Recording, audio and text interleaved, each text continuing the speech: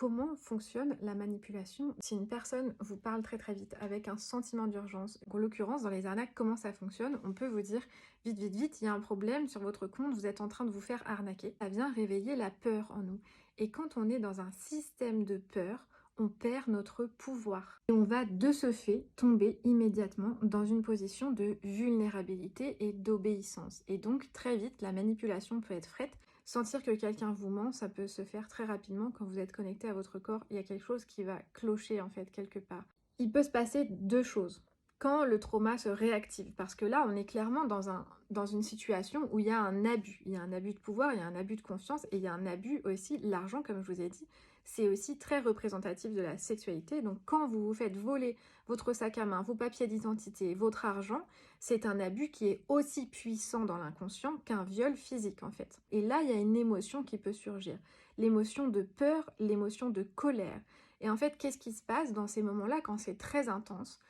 On peut très vite avoir besoin d'un soutien physique. Prendre un temps pour respirer, analyser ce qui vient de se passer, se dire que c'est ok, qu'il n'y a pas de danger, et vivre en fait, traverser cette émotion-là, et ne pas plonger dans ok c'est bon, c'est ce qui vient de se passer, je vais fumer une clope, je vais boire un coup, je passe à autre chose, je retourne scroller sur mon téléphone.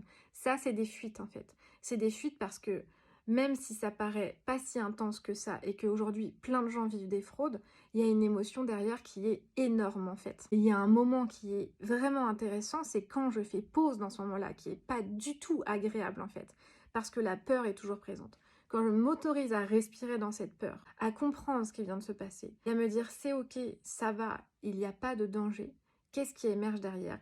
Bah, ce qui émerge, c'est une énorme colère en fait, une énorme rage. Plus elle est vue, moins elle a de pouvoir. Quand il y a eu des traumas très difficiles dans l'enfance, cette rage-là peut être une rage meurtrière. C'est tout à fait normal, des rages d'une violence très extrême.